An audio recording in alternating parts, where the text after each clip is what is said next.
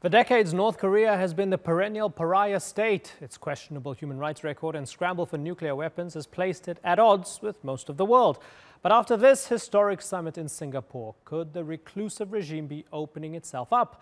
Well, theorist and author Parag Khanna argues that national borders and traditional arms races are much less important today than in the past.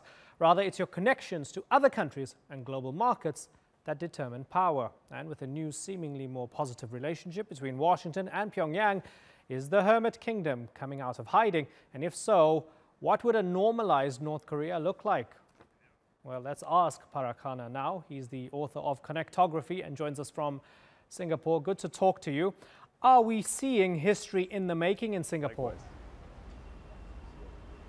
Yes, we are. I think this is the beginning of something new. I think there's going to be a lot of hiccups and obstacles along the way. There's no doubt about it.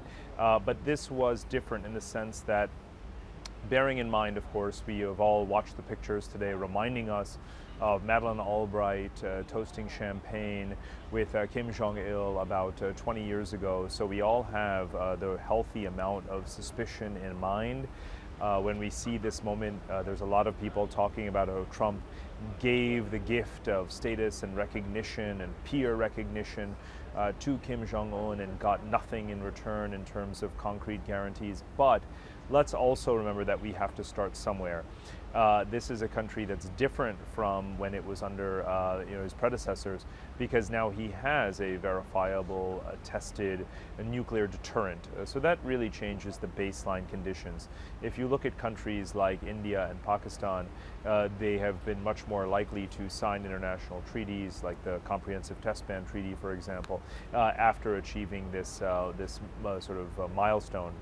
Now, of course, that's very tricky because one of the priorities coming out of this negotiation is, of course, that North Korea denuclearize.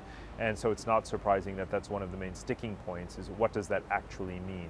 Right. But still, we're in a situation where I think Kim Jong-un has now looked around physically. He's traveled 3 times outside of the country in just the last couple of months. Very different, of course, from his predecessors as well. He does, as a younger leader, of course, as well, clearly does want to change the economically destitute situation that his country is in. Right. So for those who would argue, why should North Korea give up its nukes? Because that's all the leverage they have right now. That's the very reason everybody's talking to them. You give up your nukes, you end up in a ditch, stabbed to death by your own people like Gaddafi. That's the calculus. Why give it up? And I'll be honest with you, I'm not so sure that they are going to wind up giving up every aspect of their nuclear deterrent or arsenal the way that the U.S. is demanding. I think that, again, this being the beginning of the process, it won't surprise you to hear me or others say that this is going to take lots of twists and turns, some of them unexpected. I can imagine that they will perhaps sacrifice some amount of fissile material and give that up. I can imagine that they will allow some international inspectors from the IAEA back into the country to verify sites. They will destroy certain missile silos or other kinds of development sites, which they already have begun to do and been videotaping that and showing that.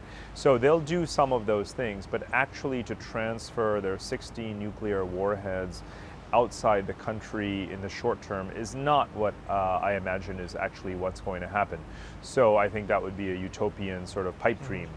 But they will trade those smaller measures, such as giving up certain fissile material and so forth, for hopefully getting what they immediately want, which is a lifting of sanctions, bringing in the investment that they desperately need, and some of those other things that normalize their relationships with South Korea, with China, with Russia, and others. Right. I know you say that global interdependence means that it lessens the likelihood of global war. There are others who say that because things are so connected, it fast tracks the process of possible global war because of the age we're living in, right? So as things stand right now, when it comes to the prospect of nuclear war, whether with North Korea or elsewhere, are you still optimistic, or should we still be careful that this could happen at any time? Well, quite frankly, we have long been overstating the likelihood of the North Korean escalation leading to an actual nuclear war. Yes, of course, North Korea now has the capability, and still does, of course, to this day, to reach the United States mainland with its nuclear weapons. I don't think that we have been at risk of them actually doing it, despite the Twitter war of words. There's a very large gap between insults traded on Twitter and actually committing national suicide. If there's anything that we can give Kim Jong-un credit for today, and Donald Trump did so himself, by saying was that he appears to be quite a rational and shrewd negotiator. So he's not a suicidal individual, and he therefore has not been suicidal at all at any point since he's taken power. So I don't rate North Korea in any case as the world's #1 global security risk.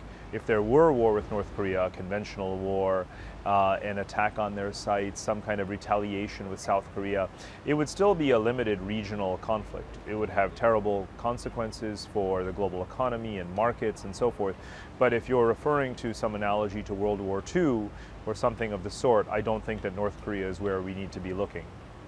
Where should we be looking, very finally? I'm curious. Well, if you want to sort of engineer a World War III scenario, you'd be looking more at a conflict between China and Japan that drew in the United States. You'd be looking at a South China Sea scenario that spun out of control, perhaps sparked by an altercation between China and Vietnam. You'd be looking at something that relates to the triangle of China, Pakistan, and India, as it relates to certain maneuverings and port projects and military altercations in the Indian Ocean. Those geographies and those countries are nuclear armed. They're very large countries. There's spillover effects across regions. They're factors that are more significant, quite frankly, than those that relate to North Korea. Interesting take. Okay, Parag Khanna, I thank you very much for joining us from Singapore.